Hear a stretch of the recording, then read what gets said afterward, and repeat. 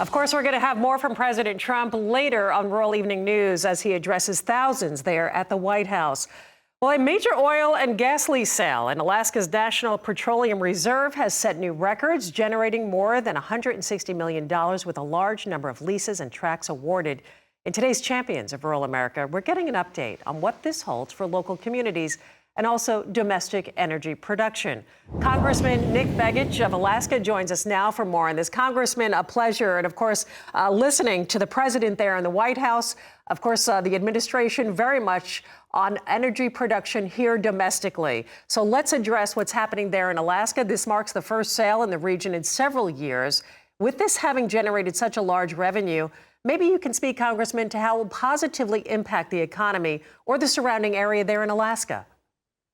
You know, it's absolutely incredible, and it really speaks to the business case for Alaska, the business case for American investment. When we talk about restoring energy greatness in our nation and the domestic supply chain advantage that we need going into the rest of the 21st century, Alaska is central to that. So this lease sale that just happened in the National Petroleum Reserve is the biggest lease sale that we've ever seen in the state's history.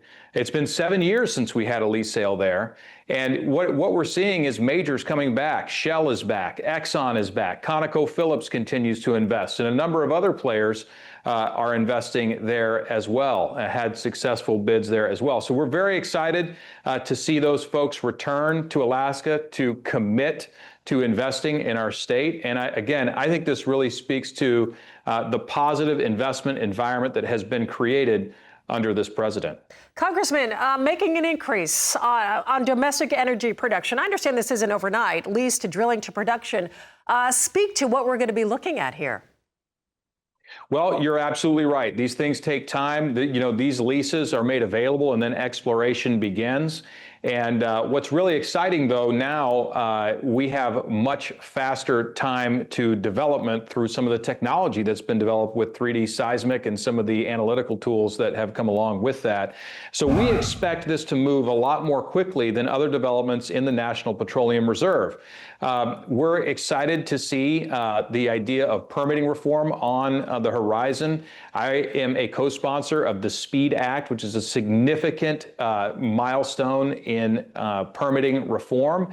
That passed the House with bipartisan support, and it's sitting over in the Senate right now. I do think there's a pathway for that permitting reform, and if we can get that done, projects not just in Alaska but across the United States will move much more quickly. And we need that speed in order to compete with jurisdictions like China.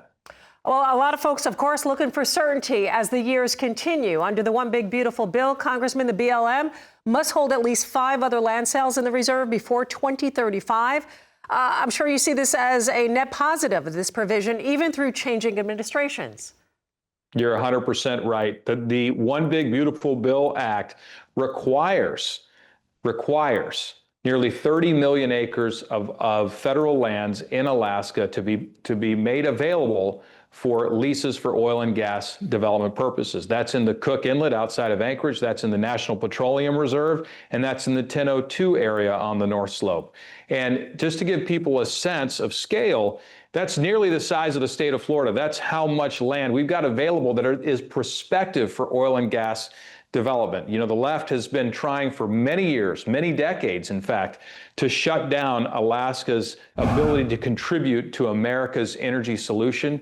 But we have unlocked the state and unlocked the resources of the state for the benefit of Alaskans, surely, but for America as a whole. Well, Congressman, speaking of the left, the rescission of the Biden-era rules like the 2024 rule that restricted the leasing and development in the reserve, I'm sure you see as dramatically helping to unlock these reserve energy potential. But are there other rules? Let me ask you this, other rules in place across the country that you think may benefit the United States energy production if rescinded? And is there a particular rule that you would address first?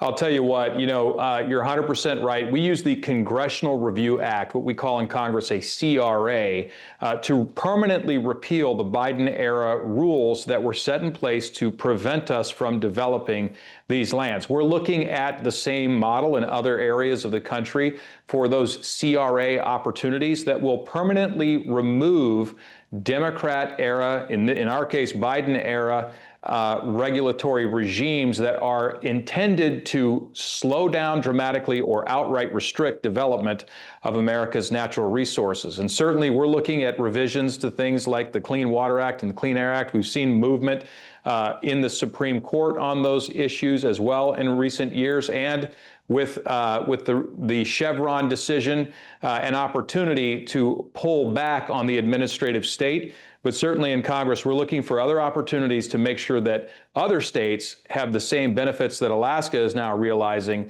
with respect to their critical minerals and energy resources. Congressman, we do appreciate the work that you do on behalf of this country. We do thank you for your time here on RFD-TV. Congressman Nick Begich of Alaska.